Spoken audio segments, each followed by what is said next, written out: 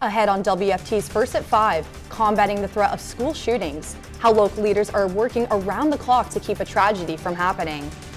And conditions are getting worse as Hurricane Francine churns in the Gulf and nears landfall in Louisiana. The UF weather team has the storm's latest track. And local help for survivors of Francine, how North Central Florida crews are mobilizing to offer a helping hand once the storm moves through. First at 5 starts right now.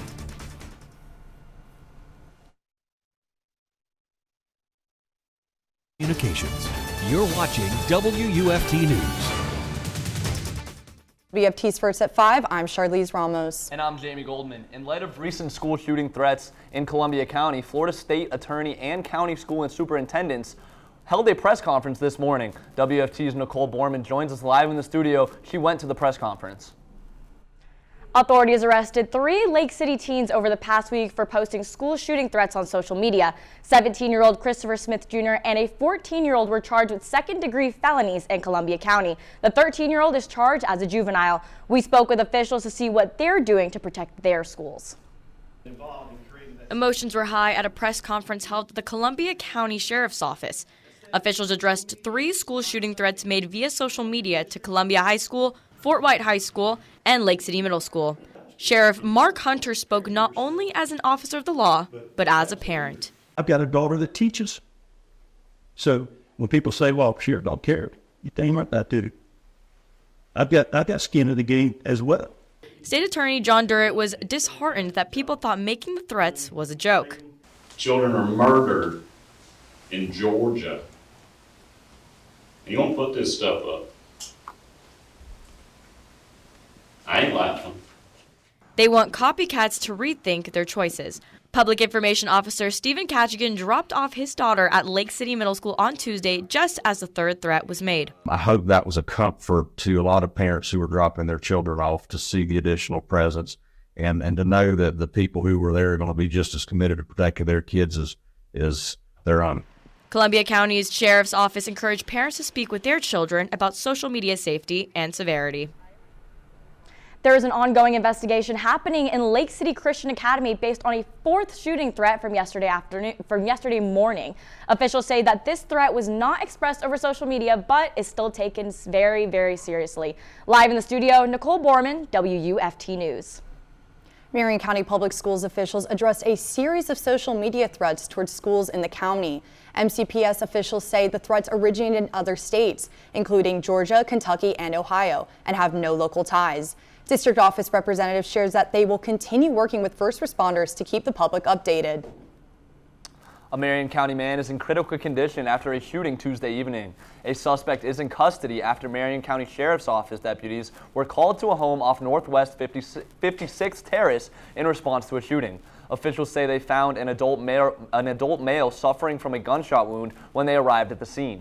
Deputies provided medical care and the victim was later taken to the hospital. Deputies are working to learn what led to the shooting. Hurricane Francine is preparing to make landfall and can strengthen into a Category 2 before moving through Louisiana. This is a live look at an empty Bourbon Street in New Orleans, which is in the path of the storm. Various mandatory and voluntary evacuation orders have been in place since Tuesday, notably around the greater New Orleans area, which is outside the levee protection system. Conditions have begun to deteriorate across southern Louisiana as wind gusts are increasing and heavy rainfall is underway. The Category 1 storm may not be considered a major hurricane, but forecasters say it will still pack a powerful punch by threatening several areas along Louisiana's coastline, with storm surge levels up to 10 feet. Many living in the path of the storm are practicing caution, but say they plan to stay put even as the storm's impact will be uncertain for the next several hours. We've always been here and we're not going to leave. I got all the vehicles gassed up. We got some extra water. We got the propane bottles filled. The last time Louisiana experienced a hurricane was 2021 when Category 4 Storm Ida decimated the town of Grand Isle and ultimately killed 91 people across 9 states. While Hurricane Francine is moving towards Louisiana, Florida is seeing some remnants from the storm in addition to its regular summer showers. The UF weather radar is showing where Francine is in relation to north central Florida. UF forecaster Matthew Clark joins us live in the weather studio, tracking Francine and our wetter weather pattern. Yeah, so you can see a center forming just south of Louisiana as it's quickly making its way north towards Louisiana. It's a large storm, so we are seeing some remnants across our area, some storms and showers really starting to spur up in our area. By tonight, it's expected to make landfall as a strong Category 1, reaching winds up to 100 miles per hour. Very fast-moving storm, moving at 17 miles per hour north. By Friday, it'll be a post-tropical depression. See some of those strong storms on our nature coast over by Horseshoe Beach and down by Cedar Key. And there is a bunch of showers on our east coast as well, rather rainy afternoon. But as we head over to tonight, it's going to start to calm down and pair up tomorrow morning. Hurricane Francine is quickly approaching the coast of Louisiana. It's expected to hit the state with as much as 10 inches of rain. WUFT's Jada Ross is live in the studio with how local groups are preparing to lend a hand to the Gulf Coast states impacted by the storm. With Hurricane Francine starting to warm up in the Louisiana and Texas areas, preparations done by organizations like Red Cross and utility companies are in the making to ensure safety for local residents.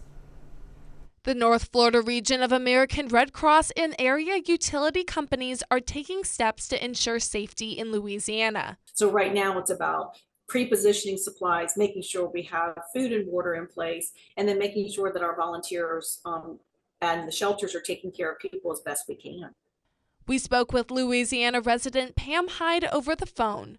She says she's stocking up, hoping for the best, but expecting the worst. At the present time, it's pretty much a rainmaker.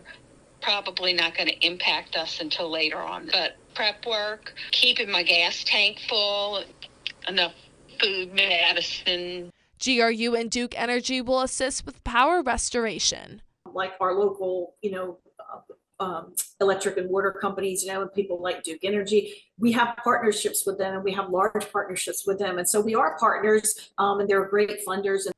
Red Cross believes education is key in times like these. Take the time right now and make sure that you and your family get prepared. You can go to redcross.org to find ways to keep yourself and your family safe if you are in an affected area. Live in the studio, Jada Ross, WUFT News. The Federal Emergency Management Agency has opened disaster recovery centers in Alachua and Jefferson County for Floridians affected by Hurricane Debbie. The Alachua County Center is located at the Millhopper Branch Library and is open from 10 a.m. to 6 p.m. Monday through Friday and 10 a.m. through 5 p.m. on Saturday. The Jefferson County Center at the County Courthouse Annex is open from 9 a.m. to 7 p.m. Monday through Saturday. These centers are disability accessible and equipped with assistive technology. The Gainesville City Commission approved new downtown parking rates that will go into effect on September 16th. The new rates aim to help drivers find less expensive long-term parking and make high-demand parking spaces more appealing. Parking in the downtown remains free on the weekends and on city-observed holidays. This does not include spaces in the Southwest parking garage at 105 Southwest 3rd Street.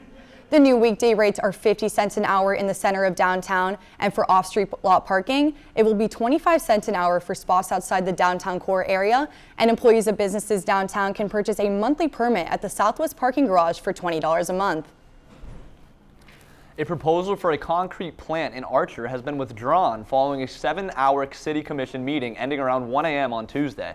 Following public backlash and concerns about pollution, R.E. Arnold Construction withdrew the company's plan to build a concrete plant in the center of Archer City, avoiding a commissioner vote. The company's attorney says they will rework the plan to make the application process easier in hopes of securing approval. State Fire Marshal Jimmy Petronis will be at State Fire College in Ocala tomorrow for this year's Lithium-Ion Battery Symposium. The two-day event will cover a range of lithium-ion battery-related topics and also include a demonstration to highlight serious risk they pose to Florida communities. First responders will have an opportunity to meet with industry leaders, discuss safe handling and emergency response techniques. Gainesville will receive upwards of more than $1 million in state fundings for affordable housing. This is over $500,000 less than the city received in the previous fiscal year. Gainesville's Affordable Housing Advisory Committee met last night to adopt its incentives and recommendations report. Florida requires this each year for the city to receive funding from the State Housing Initiatives Program. The program, known as SHIP, acquires its funds from the numbers of properties sold statewide. Those funds are then dispersed based on city's population, number of housing units, and income ranges. With less properties sold statewide this past fiscal year, Gainesville won't receive as much funding. Gainesville's Director of Housing and Development, Corey Harris, says he's confident the city will recover. So we're really excited about the future of affordable housing because we feel like we have support both not only locally but also statewide. Harris goes on to say the city will use local funding sources to make up for the shortfall. It has been 23 years since thousands have lost their lives during the September 11 terrorist attacks. Coming up on First at 5, we'll share how country leaders remember the attacks and honored those who died. Former President Trump and Vice President Harris went head-to-head Tuesday night in a highly anticipated debate. When First at 5 returns, we'll share how the candidates addressed hot-button issues and see how the voters are feeling. You're watching WUFT-TV News. Reactions are pouring in from potential voters who watched last night's debate between former President Trump and Vice President Harris. And those voters with mixed emotions were hoping the debate could steer them towards the right candidate. Last night, Trump and Harris sparred over the economy, abortion, and immigration. Live fact-checking happened during the 90-minute event, and CNN reports the former president delivered more than 30 false claims, and just one false claim came from Vice President Harris. Voters in Michigan believe Harris was the clear-cut winner, but others say that's not the case. I thought she did really well. I thought she stuck with the Democratic talking points. I wish she would have answered some of the questions a little bit more directly, but you could tell that she was prepared and she knew exactly how to get under Trump's skin. Donald Trump was focused on what matters to the American people, which is securing our border, getting an economy thriving and rising again for all of the American people, and getting out of these conflicts that Joe Biden and Kamala Harris has gotten the United States into. The Harris campaign said they reached out to the Trump campaign to request another debate.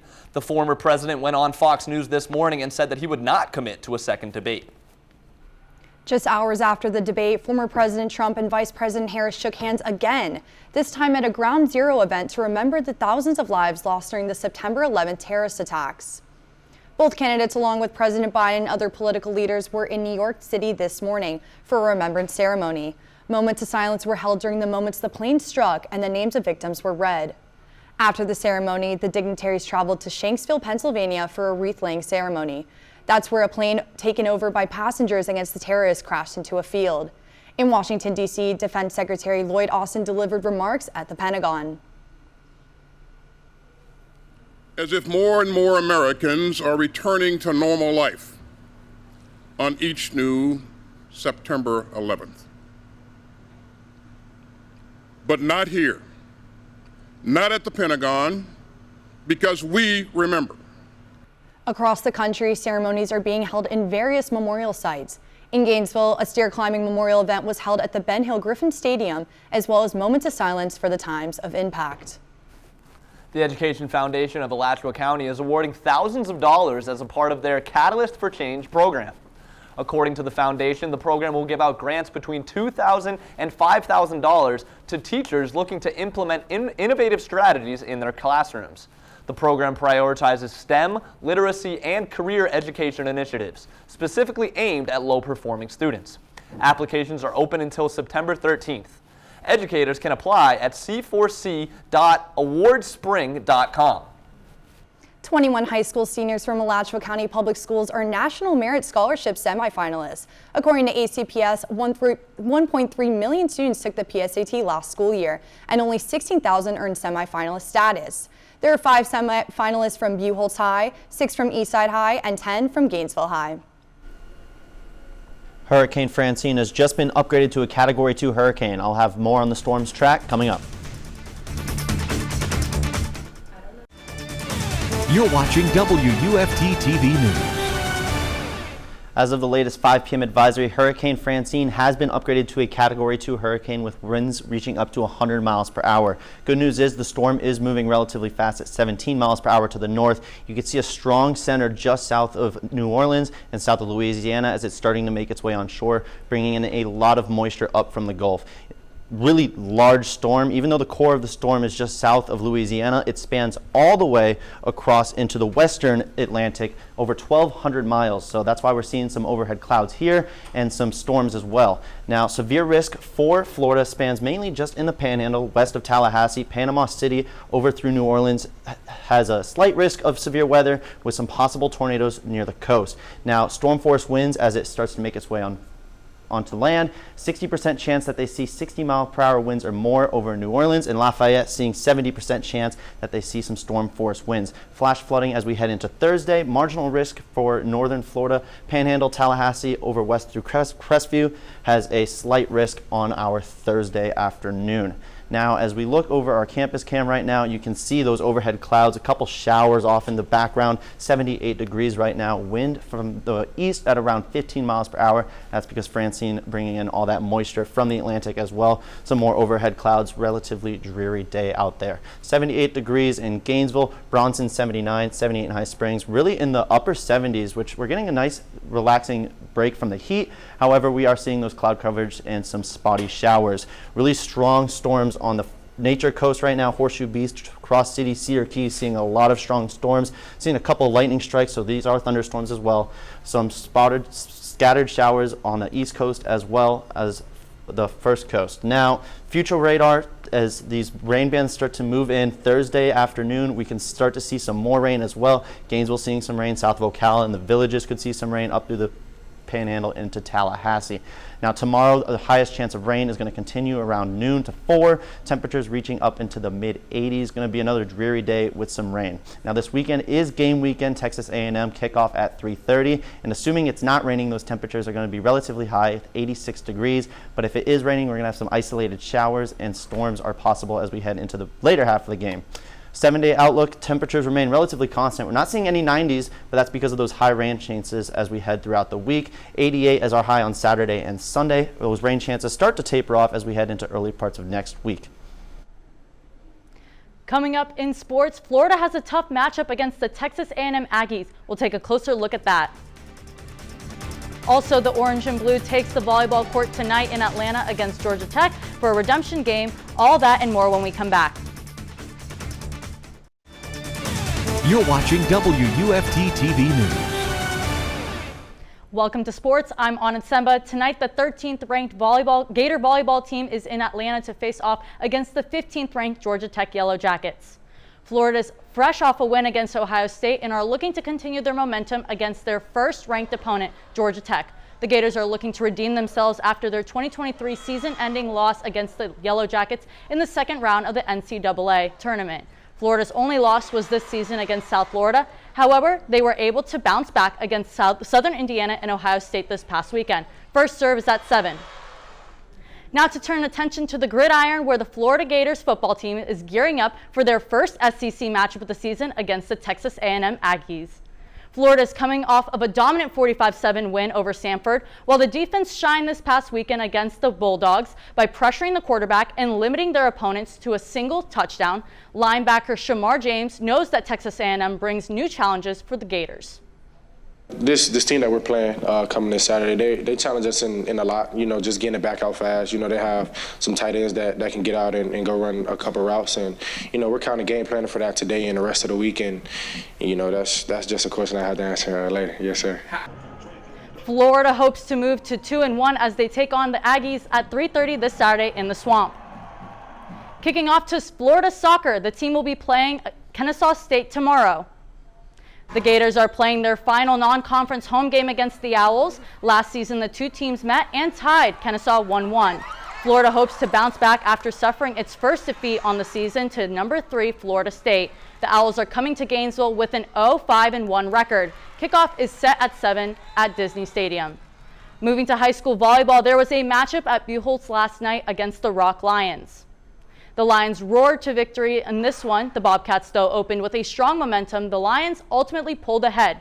The Rock took the first set 27-25. The Lions took control in the next two sets, both ending 25-16. One final note, ESPN's SEC Nation will be here this weekend in Gainesville for the Texas A&M game. I'm really excited for SEC Nation to be back in the swamp for the big game this weekend. Fired up to see Graham Mertz back out there as well. Yeah, I know. I'll be at the game. I'm sure a lot of our viewers will be. What's the weather going to look like? I'll be there as well, and we do this in all kinds of weather, right?